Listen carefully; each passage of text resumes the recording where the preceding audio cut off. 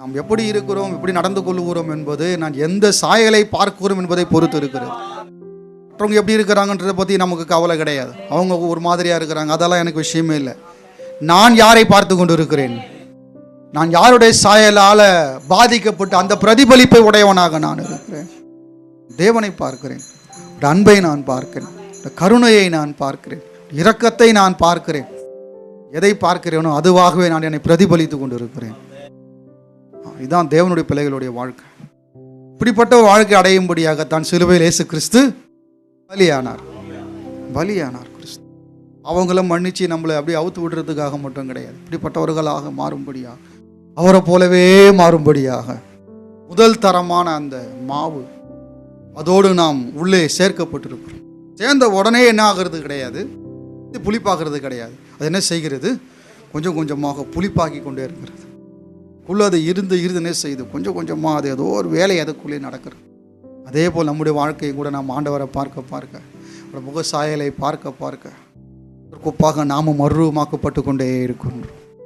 அதனால் அவங்க இப்படி பண்ணாங்க, இவங்க இப்படி பண்ணாங்க, அவங்க நடந்துக்கிட்டாங்க, என் மூஞ்சி அப்படி காட்டினாங்க, இப்படி காட்டினாங்க, அதை பற்றிலாம் நமக்கு கவலை இல்லை.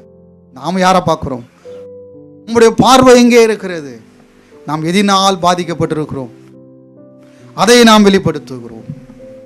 பாருங்கள், எப்படிப்பட்டதான வாழ்க்கையை தேவன் தந்திருக்கிறார். ஸோ நாம் எல்லாரும் திறந்த முகமாய் கர்த்தருடைய மகிமையை கண்ணாடியில் திறந்த முகத்தை திறப்போம். நம்ம தான் திறக்கணும் முகத்தை, திறந்த முகமாய். இப்போ முக்காடு எங்கே இருக்கிறது, கடவுள் இடத்துல முக்காடு கிடையாது. கடவுள் திரையினால் மறைக்கப்படவில்லை, அவர் வெளியரங்கமாகி இருக்கிறார். நாம் என்ன செய்கிறோம், ஏதோ ஒரு பிரச்சனை என்ன செய்து முக்காடை போட்டு நம்மை மூடி வைத்திருக்கிறது. வருகிற பிரச்சனைகளும் நெருக்கங்களும் சோதனைகளும் பாடுகளும் கஷ்டங்களும் என்ன செய்து நம்ம மூடி இருக்கு போல, அதை எடுத்து போட்டுருங்க. அதை தடை பண்ண விடாதீங்க. கடவுளை பார்க்கறது இது தடையாக இருக்கக்கூடாது. தூரம் எறிங்க, தூரம் எறிந்துவிட்டு அந்த முகத்தை நீங்கள் பாருங்கள் திறந்த முகமாய். நம்ம தான் திறக்கணும் முகத்தை. உன் முக்காட்டை நடுவே உன் கண்ணங்கள் வெடித்த மாதளம் பழம் இருக்கிறது. முக்காட்டை அகற்று, முக்காட்டை எடுன்னு சொல்றாரு ஆண்டவர். உன் முகரூபத்தை எனக்கு காண்பி, அதை நான் பார்க்கட்டும். அவ்வளோ ஆசை ஆண்டவருக்கு நம்ம முகத்தை பார்க்க, முகரூபத்தை நான் பார்க்கட்டும்.